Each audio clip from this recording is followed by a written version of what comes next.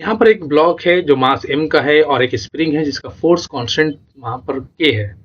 Force constant को हम लोग लिख लेते हैं k है। इनिशियली स्प्रिंग के साथ कोई ब्लॉक अटैच नहीं था।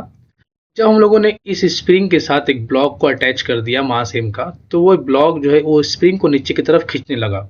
जैसे जैसे ब्लॉक नीचे की तरफ जाएगा, ऊपर की तरफ एक फोर्स जो कि स्प्रिंग में रिस्टोर होगा, वो होगा F is equal to kx। मान लेते हैं कि ये नीचे जब पहुंचा बी पॉइंट पर, तो टोटल डिस्प्लेसमेंट जो हुआ इस ब्लॉक का वो x हुआ। तो रिस्टोरिंग फोर्स हो गया F is equal to kx। अब यहाँ पर ये जो रिस्टोरिंग फोर्स है वो mg के बराबर हो गया, मतलब यहाँ पर नेट फोर्स 0 हो रहा है। तो यहाँ पर वेलोसिटी जो होगा ये मैक्सिमम हो जाएगा। इसके बाद फर्दर जब ब्लॉक नीचे की तरफ जाएगा, तो kx का जो वैल्यू होगा वो mg से बड़ा हो जाएगा, और आहिस्ता आहिस्ता जब वो सी पॉइंट पर पहुंचेगा तो यहाँ पर फिर से वेलोसिटी 0 होगा, मतलब मैक्सिमम एक्सटेंशन, और इसमें अब एक्सटेंशन नहीं होगा। अब ये रिस्टोरिंग फोर्स kx जो है इस ब्लॉक को ऊपर की तरफ वापस खींचना शुरू करेगा, और खींचते खींचते वो a पर जाएगा, फिर वापस वेट की वजह से वो नीचे आएगा, मतलब यहाँ पर एक ऑसिलेशन शुरू हो जाएगा। आगे देखते हैं इसके बारे में। अब हमें क्या रिजल्ट मिला इसे समझते हैं। Based on position of equilibrium situation, block spring से अटैच है initially. Natural length point A पर जो है रेस्ट में रिलीज किया गया, मतलब इनिशियली जो है वो नेचुरल लेंथ था स्प्रिंग का, वहां पर कोई फोर्स नहीं लग रहा था स्टार्टिंग में।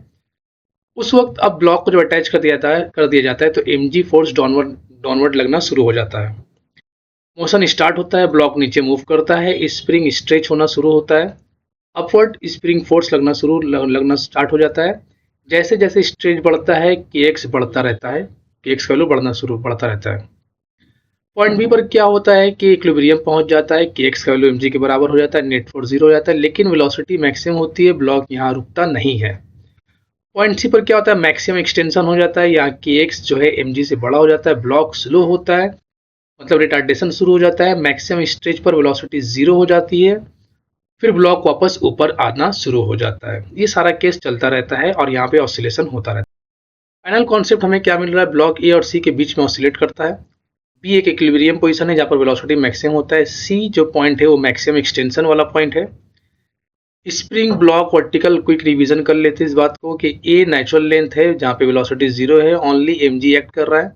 नीचे आता हुआ स्प्रिंग जब नीचे आता है तो स्प्रिंग फोर्स kx ऊपर लगता है। बी इक्विलिब्रियम पोजीशन है जहाँ पर kx और mg का वैल्यू बराबर होता है, नेट फोर्स जहाँ पे 0 होता है, वेलोसिटी मैक्सिमम होता है।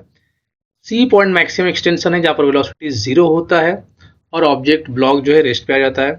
मोशन किस तरह का होता है, ऑसिलेशन होता है, ऑसिलेट करता है ब्लॉक ए और सी के बीच में। याद रखने का ट्रिक क्या है, इक्विलिब्रियम पे वेलोसिटी मैक्सिमम होती है जो कि पॉइंट बी था, और एक्सट्रीम पॉइंट पर वेलोसिटी 0 होती है जो पॉइंट सी था। बच्चों इस कॉन्सेप्ट को अच्छे से याद रखना, ये बहुत इंपॉर्टेंट कॉन्सेप्ट है। आपको नीट जेई लेवल के एग्जाम में इस तरह के क्वेश्चन, इसकी बेस पर क्वेश्चन बहुत आते हैं।